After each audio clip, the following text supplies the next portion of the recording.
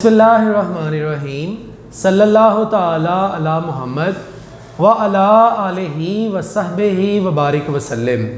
Students, Aftab तारी आपसे मुखातिब हूँ। हम लोगों ने आज की इस वीडियो में जो बीकॉम सप्लीमेंट्री है इसकी तैयारी कैसे की जाए इस पे बात कर दी है। अगर आप तमाम स्टूडेंट्स जो हैं इस वीडियो को अच्छे से देख लेंगे तो इंशाल्लाह ताला आप लोग आफ्टर एंड ऑफ वीडियो अपने आप को बहुत ज़्यादा जो है वो कंफर्टेबल फील करेंगे तैयारी के हवाले से। और जो आपने अपने आप को ओवरबर्डनाइज कर लिया हुआ है या आप परेशान हैं कि यार पता नहीं बीकॉम पार्ट 1 में या 2 में जो सैप्लीज आई हैं ये पास होंगी कि नहीं होंगी, मुझे जो है वो छोड़ देनी चाहिए कॉमर्स को, मुझे कुछ और करना चाहिए, या पार्ट 1 जो है वो मुझे एनुअल के साथ दे लेने चाहिए, ये सप्लीमेंट्री तैयार नहीं करने चाहिए। तो इंशाल्लाह इन सारी बातों से आप जो है वो बाहर निकल आएंगे। सबसे पहले तो ये बात है, बीइंग अ मुस्लिम स्टूडेंट, हमारे एक उस्ताद मोहतरम थे, वो ये कहा करते थे कि एक स्टूडेंट में और एक मुसलमान स्टूडेंट में फ़र्क होना चाहिए। क्योंकि अल्हम्दुलिल्लाह हम मुसलमान स्टूडेंट हैं तो हमें जो है वो सबसे पहले तो अल्लाह रब्बुल इज़्ज़त की ज़ात के ऊपर भरोसा होना चाहिए कि अल्लाह रब्बुल इज़्ज़त जो है वो हमारी हर नेक और जायज़ काम में मदद करेगा। उसके बाद जनाब आपके अंदर जो है वो मोटिवेशन होनी चाहिए। और मोटिवेशन की आपको एक सादा सी मिसाल अर्ज़ करूं तो वो कुछ यूँ है, मैंने एक मोटिवेशनल स्पीकर से ही सुना, कहता है जनाब एक शेर और एक हाथी जब इन दोनों का आमना सामना होता है तो शेर हमेशा जो है वो हाथी के ऊपर हावी हो जाता है, वो हाथी को खा भी जाता है। वजह क्या है? हालांकि हाथी जो है वो तो ज़्यादा जो है ताकतवर है, वो जिस्म में भी ज़्यादा बड़ा है, जबकि शेर ताकत में भी कम है और उसका जिस्म भी जो है वो उसके मुकाबले में छोटा है, जिस्मात छोटी है। तो फिर ऐसा क्यों है? उसने कहा वजह सिर्फ ये है, सोच, दिमाग। हाथी को जब शेर देखता है तो शेर ये कहता है ये मेरा लंच है, बंदोबस्त हो गया, आज मैं इसको खा लूँगा, आज का दिन बड़ा मज़े का गुजरेगा। और जब हाथी शेर को देखता है तो हाथी कहता है भागो, खुद को बचाना कैसे है, डिफेंस कैसे करना है। हाथी चला जाता है डिफेंसिव मोड पे और वो जो है वो अटैकिंग मोड पे आ जाता। तो सोच ने जो है वो दोनों को तब्दील कर दिया और आखिरकार क्या होता है कि जनाब वो उसके ऊपर हावी आ जाता है, हालांकि जिस्म में वो छोटा है। तो जनाब सबसे पहले तो आप अपनी सोच को ये करें कि यस वी कैन डू, हाँ हम कर सकते हैं और वाकई आप लोग कर सकते हैं, ये बात बिलीव कर लें। इसलिए नहीं कि मैं आपको यकीन दिलाना चाहता हूँ, आपके सामने मैं आपका बीकॉम का सिलेबस रखने लगा हूँ और उसको तैयार करने का तरीका आपको बताने लगा हूँ, फिर आप देखिएगा कि आप इसको कर सकते हैं कि नहीं। जनाब सबसे पहले बात करते हैं हमारी जो थ्योरी के सब्जेक्ट हैं, या उससे भी पहले चले सैप्ली की बात करते हैं। जी मेरी 4 सैप्लीज है, जी मेरी 5 सैप्लीज है। तो भैया उन 4 और 5 सैप्लीज में आपकी थ्योरी की कितनी सैप्लीज हैं वो देखो। Theory subjects I2B, MBF, economics, computer, English, और पार्ट 2 में business law, auditing, economics of Pakistan, business taxation. ठीक है, तो आप चेक करें मेरी BCRW, मेरी इसमें थ्योरी की कितनी सैप्लीज हैं? 5 थ्योरीज की सैप्लीज हैं, ये मुमकिन ही नहीं है। आपकी कोई ना कोई एक आध न्यूमेरिकल होगा, कोई साथ में जिसकी ज़्यादा है उसकी जो है वो 3-4 जो है वो थ्योरी की होगी। फ़र्ज़ करें जी आपकी 4 थ्योरीज की सैप्ली है, वो चाहे पार्ट 1 में है चाहे पार्ट 2 में है 4। तो बेटा 4 थ्योरी की सैप्लीज हैं, आप अपने कोर्स के ऊपर जाएं कि मेरा कोर्स कितना है। आपको पता है बीकॉम में हमेशा सिलेक्टिव स्टडी की जाती है। मैंने बहुत सारे स्टूडेंट को जो है वो सिलेक्टिव जो है वो डाटा दिया है कि ये तैयार कर रहे हैं और अल्हम्दुलिल्लाह वो तैयार करने से वो निकल भी गए। मेरा अल्हम्दुलिल्लाह पिछले 10 साल से जो है वो लेना देना आपके स्टूडेंट ऑफ कॉमर्स के साथ ही है, चाहे वो इंटर का स्टूडेंट है, वो बैचलर का है, वो BBA का है मेरा कॉमर्स के स्टूडेंट के साथ लेना देना। वजह क्या है? मेरा अपना, क्योंकि कॉमर्स है, MPhil कॉमर्स है मेरा। तो स्टूडेंट को हमेशा जो है वो कंसाइज स्टडी जो है वो रेफर कर देते हैं शॉर्ट टाइम पीरियड के अंदर। तो जनाब आपकी फ़र्ज़ करें जी 4 सैप्ली हैं थ्योरी की, तो बेटा एक बुक के कितने वो क्वेश्चंस हैं थ्योरी के? मैक्सिमम 20 सवालों में से आपका पेपर आना है। जनाब 20 सवाल हैं आपकी, मुझे बताएं क्या 20 सवाल ज़्यादा हैं? आपके पास दिन पता है कितने हैं? मिनिमम आपके पास जो टाइम पीरियड है वो आपके पास है जनाब 1.5 माह, क्योंकि अभी 7 फरवरी तक तो एडमिशन है। 7 फरवरी के बाद पता चलेगा पेपर कब है, और 7 फरवरी के बाद पता चल भी जाए पेपर कब है तो आपके पेपर में कम अज़ कम आज के दिन से लेकर 1.5 माह पड़ा हुआ है। तो 1.5 माह के अंदर आपने 20 क्वेश्चन एक बुक के तैयार करने हैं। दिन कितने हैं जी? 45, 40 कर लो यार, 40 दिन है। 40 दिनों में आपने क्वेश्चन कितने तैयार करने हैं? 20 एक बुक के। जनाब आप रोजाना आधा क्वेश्चन भी तैयार करें ना, और आपने बिल्कुल नए सिरे से क्वेश्चन करना हो, तो आपके पास जो है वो आधा क्वेश्चन करके 40 दिनों में 20 क्वेश्चन मुकम्मल हो जाते हैं। और ऐसा हो ही नहीं सकता कि आपने उन 20 सवालों में से कोई 5-6 सवाल पहले याद ना किए हों। कम से कम 5-6 सवाल तो आपने याद किए होंगे, जो सिर्फ एक नज़र पढ़ने के आपके जो है वो मोहताज होंगे। कि आप एक नज़र पढ़ें तो आपका जनाब वो क्वेश्चन ओके हो जाना है। आपको बहुत सारे क्वेश्चन ऐसे भी होंगे इन 20 क्वेश्चंस के अंदर जो बड़े इजी लगते होंगे। तो जनाब कहने का मतलब ये है कि आपके पास जो है वो इतना काम है कि आप थोड़ा थोड़ा आधा सवाल रोजाना करें तो 20 दिनों में आपका हो जाता है। अब मुझे बताएं, आधा सवाल आप फर्स्ट टाइम भी याद करने बैठे ना, आधे क्वेश्चन को फर्स्ट टाइम याद करने बैठे और आप बड़े ही निकम्मे स्टूडेंट हैं, तो जनाब आप 35 से 40 मिनट में आधा सवाल याद कर लेते हैं। ये याद करने का तरीका क्या है, अभी इस पर भी बात करेंगे। तो जनाब अभी बात हो रही है सिलेबस की। तो सिलेबस जो है वो 20 क्वेश्चन है। इन 20 क्वेश्चन को आधा करके रोजाना याद करें तो 40 दिनों में सवाल मुकम्मल। मूव करें जी आगे। नहीं जी मेरी 4 सैपलीज है, ठीक है जी 4 सैपलीज हैं, आपको 4 बुक्स का आधा क्वेश्चन याद करना है। 4 बुक्स का आधा याद करने का ये होगा कि आपका ना एक बुक को आधा सवाल याद करके जो ही वो थोड़े से बोर होना शुरू हो जाएंगे ना, तो उसको छोड़ के 5-10 मिनट की ब्रेक के बाद दूसरी बुक को पकड़ लेंगे, टेस्ट फिर से चेंज हो जाएगा। तो इस तरह से आप 4 बुक्स के आधे क्वेश्चन जो है वो कर किया करेंगे।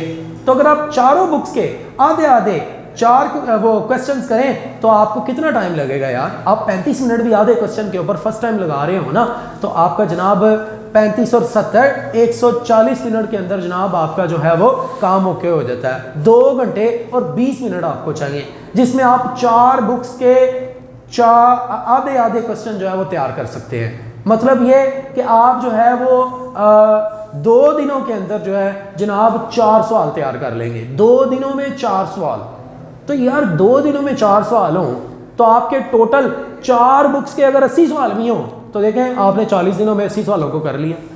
तो ये कोई बड़ा बिजनेस नहीं है, ये कोई बड़ी जो है वो बात नहीं है, कोई बड़ा टास्क नहीं है।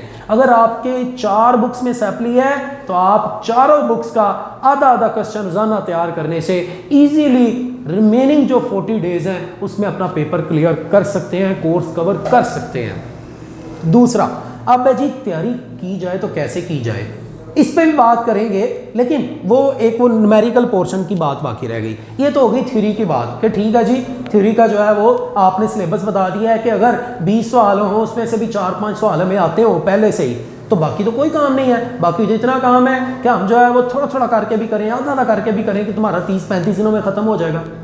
न्यूमेरिकल की बात करें जनाब, आपका न्यूमेरिकल सब्जेक्ट है, आपका अकाउंटिंग है, आपका बिजनेस मैथ स्टैट है, एडवांस्ड अकाउंटिंग है, कॉस्ट अकाउंटिंग है। तो मुझे बताएं इन सब्जेक्ट्स का कितना काम है, मैं आपको गिनवाता हूँ। जनाब आपकी जो फाइनेंशियल अकाउंटिंग है बीकॉम पार्ट 1 की, उसके आपने करने हैं 5 चैप्टर। कौन कौन सा? आपने करना है बिल ऑफ एक्सचेंज, आपने करनी है बैंक रिकॉन्सिलिएशन स्टेटमेंट, आपने करना है फाइनल अकाउंट, आपने करना है रेक्टिफिकेशन ऑफ एरर, आपने करना है सिंगल एंट्री सिस्टम। इनके सवालों के ऊपर भी अगर बात करें ना कि कितने सवाल करने हैं और कौन कौन से करने हैं, तो मेरे भैया वो मेरी ऑलरेडी वीडियो मौजूद है, आप लिखें important questions of financial accounting BCom part 1 by Aftab Attari, तो आपको जो है वो इजीली मिल जाएगा। आप उसमें जाके चेक करें, आप 5 चैप्टर्स के क्वेश्चंस को अगर टोटल करेंगे ना तो बिलीव करें इंपॉर्टेंट क्वेश्चन 50 से ज़्यादा नहीं होंगे। तो आपको रोजाना जो है वो 1.5 क्वेश्चन भी काम करें ना तो आपका काम मुकम्मल हो जाता है। रोजाना 2 क्वेश्चन तैयार करें, 80 दिन अगर आपके पेपर में 40 दिन बाकी हैं, रोजाना 2 न्यूमेरिकल करने से सिर्फ जनाब आप जो है वो 80 न्यूमेरिकल करेंगे, और 80 न्यूमेरिकल तो बिलीव करें आपका पेपर ही नहीं है फाइनेंशियल अकाउंटिंग का। कॉस्ट अकाउंटिंग है उसके भी 80 न्यूमेरिकल नहीं है, अगर आपको लगता है 80 है तो बिल्कुल गलत लगता है। उसके भी इंपॉर्टेंट क्वेश्चंस को आप कैलकुलेट करें, वो भी जो है वो 50, 55, 60 से ज्यादा नहीं होंगे। तो वो भी आपको रोजाना 2 न्यूमेरिकल तो कर ही सकते हैं ना, 2 न्यूमेरिकल में तो कोई इशू नहीं है। आप 2 न्यूमेरिकल करें तो आप जो है वो भी इजीली जो है वो सॉल्व कर सकते हैं। इसी तरह एडवांस अकाउंटिंग है, उसको भी आप लें। बिजनेस स्टैट है, बिजनेस स्टैट मैथ है, उसके आप 2 जो है चैप्टर न्यूमेरिकल के कर लें और 2 जो है वो 3 चैप्टर जो है वो आप कर लें उसके 2 चैप्टर कर लें मैथमेटिक्स पोर्शन के और 3 चैप्टर कर लें स्टैटिस्टिक्स के पोर्शन के। तो जनाब आप पासिंग मार्क्स कम से कम वहाँ पे भी ले सकते हैं। सैपली से तो आप दूर निकल गए हैं, अच्छे मार्क्स लेने हैं, थोड़ी सी एफर्ट ज़्यादा करनी पड़ेगी। तो बहरहाल मूव करते हैं। अब जिस बच्चे को जो सब्जेक्ट में हेल्प चाहिए हो, मैंने बहुत सारे स्टूडेंट की भी है, उनको इंपॉर्टेंट क्वेश्चंस दिए भी हैं, मेरी वीडियो भी मौजूद है, आप वहाँ से भी देख सकते हैं, मुझसे रब्ता कर लें, जो रिटर्न मेरे पास होगा मैं भी आपको दूंगा। इकोनॉमिक्स है, इकोनॉमिक्स में वो बच्चा कंफर्म पास हो जाता है जिसका न्यूमेरिकल ठीक हो।